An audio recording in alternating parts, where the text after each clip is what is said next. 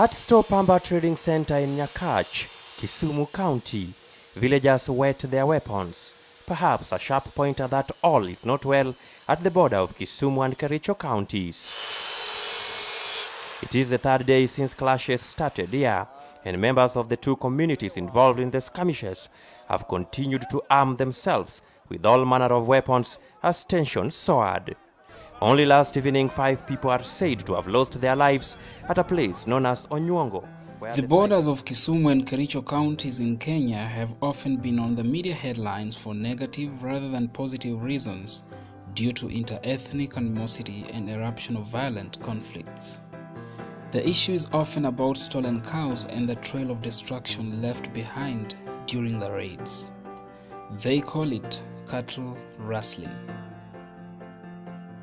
What are the people's worldviews and meaning-making process of the cattle rustling practice in an agro-pastoralist setting?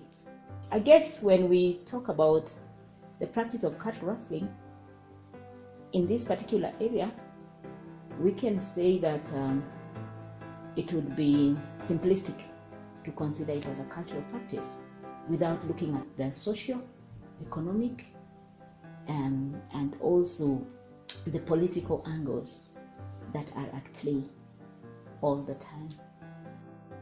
3 days after violence broke out in the area, there appears to be no let-up, with locals clinging to their arms, at least not until their security is assured. A police Land Rover carrying the body of Philip draped in a blanket en route to the mortuary. Philip is the latest casualty of the ongoing clashes between two communities living along the Nandi-Kisumu border. The number of casualties having risen to 5 after last night's attack. 5 more. The practice of cattle rustling was and still is considered by many as a cultural practice.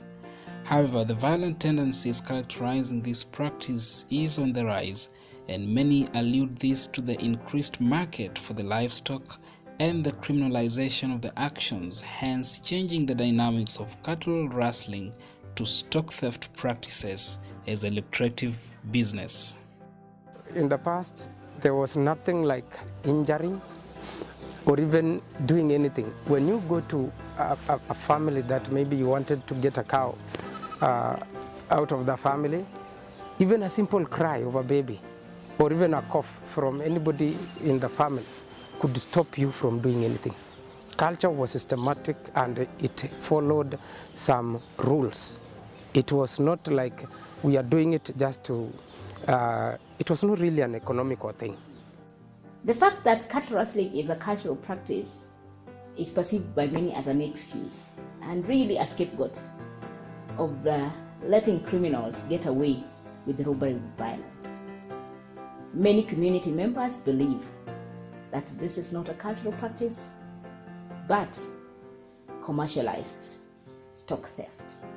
I decided to do some exploratory and transformative research in this area to be able to discover what need is this cattle rustling practice meeting. Is it really that the so-called Morans or the warriors are engaging in this practice as a cultural practice, or is it a criminal act that is meant to satisfy some economic needs? Despite the numerous efforts directed at addressing the cause of the conflict, the practice of cattle rustling has persisted for decades. Mzee Francis Owuor has been described by his loved ones as a staunch Christian. He was a member of this AIC church, Kabete. In fact, just a few moments before he met his brutal death, it is said that he attended a dispute resolution meeting here in the church where he appealed to members to observe unity and peace. Because of the changing trends of the practice, which has in the recent past become very violent, leading to the death, loss of life, loss of property, and even intensity in terms of the burning of plantations, many people felt that this practice is getting out of hand. And I raised this issue in Parliament, and I told Parliament that I needed a report. I have not gotten that report, even when I told them that my life is in danger. I know there are people who are begging for my blood.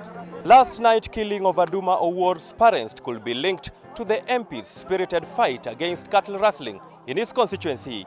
But this is an hypothesis that is likely to force investigators to ban the midnight oil to prove. We were looking at the tipping points, what has happened in the past, what is happening now, and what are the future trends as regards the practice of cattle rustling. Where my home is situated and Mzee Tobias Olango's home, we are at the border. So in a situation whereby you have animals, you will not have peace until you hear birds crying in the morning.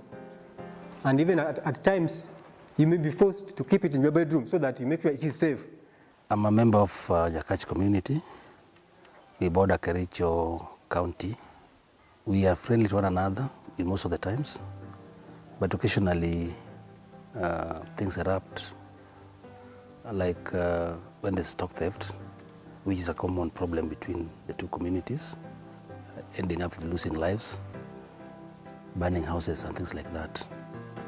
Political events and incidences become opportunities for the criminal acts to increase, and people use those as scapegoats, to commit crimes because they believe they will not be held to account. In total, we have 2,516 people affected in the larger border area. But we must say that the people have been displaced are many, and I think the efforts for response will still continue beyond today. Kama kila mtu amebeba mishale, kila mtu amebeba rungu, hiyo shida inaweza kutatuliwa. Sasa mwambie watulie, tuongee na tuone shida iko wapi na itatatuliwa namna gani. Semeni kwa kweli. Mungu asamehe. Kwa sababu tumefanya makosa. For me, as somebody who's been working in the border area and especially looking at relationships, building relationships and peace building and resolving disputes, we were kind of intrigued by the violence trends that are increasingly becoming so common. And at the same time, we wanted to discover how comes there's so much interventions being undertaken by government commissions, faith-based institutions, civil society organizations, and the local community infrastructure, but yet these interventions are not yielding to sustainable peace or even finding justice for the community, and at the same time, the relationships continue to remain very acrimonious. I want to go back in history and also bring about the issue of culture, that the community was known, like they normally go take the herds of cattle from the other community. It was a cultural thing, and under the culture, the mode of going and bringing the cows was well coordinated, well planned, and it used not to be violent. People were going to get those cows for purposes of marriages and also initiations, purely that. When these two communities belong to the same political party or they have some sort of common ideology, the cattle rustling practice goes down. The other day unaona hao wakubwa wetu wanakula meza moja. Baada ya kuzungumza siasa jioni, you don't know where they retreat to a nice hotel and enjoy a meal, and they say nilikuarusa wewe kweli sana. Na sisi hapa tunaumizana bure. Mnajua hivyo? Kuna haja? Hakuna. I decided to target the reformed warriors who were part of the team that decided to shun the cattle rustling practice and come up with some innovative ways to contribute to peace building and relationship building in the Kipsigis side, which is the Kalenjin community, and also to check whether there were other political elements that were also at play. And the woman mobilizes those people where we will see harrows, with the poisons, honestly, who mobilizes them in minutes, which means before they can attack, there must be consultations. There have been allegations of politicians fueling and financing this kind of practices. And therefore it becomes a motivation for the youths who are engaged in the practice to continue. And the systematic way they were fighting us could give us a clue that these people were trained prior to this fighting. It is quite unfortunate that we are getting reports that we have new clique of young boys, and the recent part of cattle theft has been done by the young boys. So we saw the need to try and bring down the whole vice, or make sure that we reform these guys and give them adequate training so that they can go out there and be part of the ambassadors who are going to be talking to the young generation that is coming. Naona wengi wetu pale nyumbani hatuna kitu cha kula, kwa sababu zamani tulikuwa tunafukuzana na hawa serikali, hakukuwa na nafasi ya kukaa. So wengine wetu ungependa wasaidiwe ili kujimudu kimaisha. And so in understanding cattle rustling as a practice, the community members have told us that it has different dimensions. The social dimension, which leads to the formation of inter-ethnic cartels, supporting and agreeing with each other to transport and actually get animals from one community to the other. Because there's easy market, it becomes a lucrative business. The moment DCC meets them, even the people who they fear, like the askaris, the police, yes, I think they will stop fearing. Yes. Because DCC will have an idea that those people are doing a great job, yes, and they are informed, and they want even to spread the impact to other criminals. Sorry, yes, the warriors, as you call them. Yeah. Apart from the reformed warriors, we were able to talk with the youths from the Luo side, actually both female and male youths, and they had their side of the story to share in terms of how they relate with the Kalenjin youths. We also had sessions with the women, and actually it was very much interesting to observe how the women were relating with each other, the women from the Luo side and the women from the Kalenjin side, and what stories they had to tell about the cattle rustling and also other elements that feed into, you know, the broken relationships and how they also want to mend the relationships. Women and the children are the people who are suffering. So when there is attack, men will go away, but children and women will stay in the house.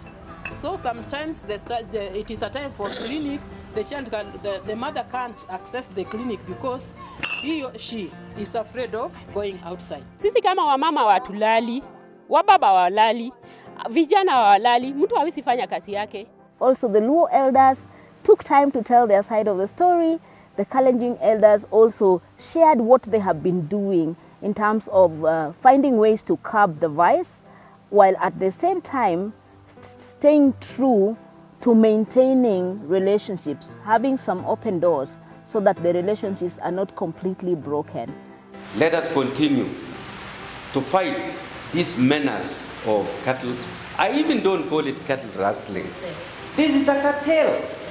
People who are looking for cheap things.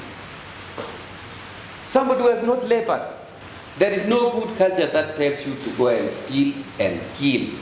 No. It is also believed that the security teams are sometimes part of the cartel. And so they facilitate the movement of the animals from one point to another. And that's the perception that maybe some of the criminals are having some connections with part of the security teams. That has not yet been proven. In the 3 months that I have journeyed with this community, you know, I have come to discover many historical aspects, and especially because this is it's a community that very much uses oral history. There have been a lot of insights in terms of the relationship, how they related in the past, how they have also managed to overcome different challenges.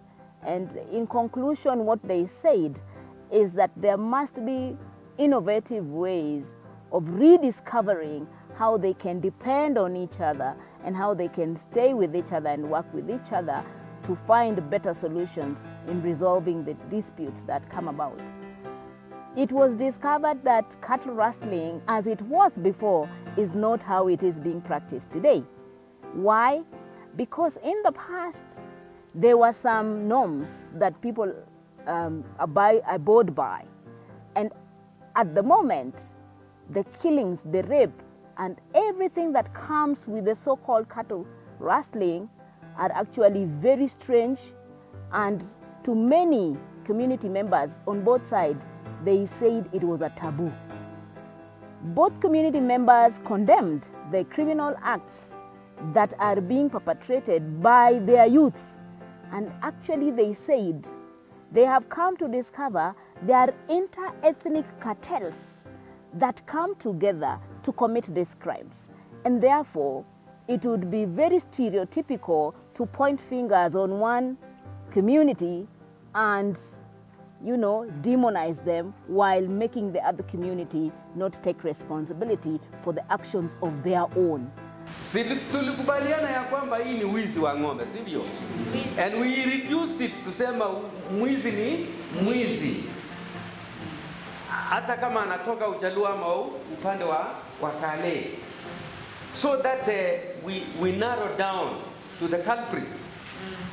If the communities can come up with their own innovative ways to resolve their disputes, as they are striving to, we believe that as an institution and local capacities for peace, with the expertise that we have, we can contribute positively to better ways of rebuilding the relationship so that some sense of justice can be felt by the communities. When we started, Lugos could sit on their side and Kericho people sit on their side.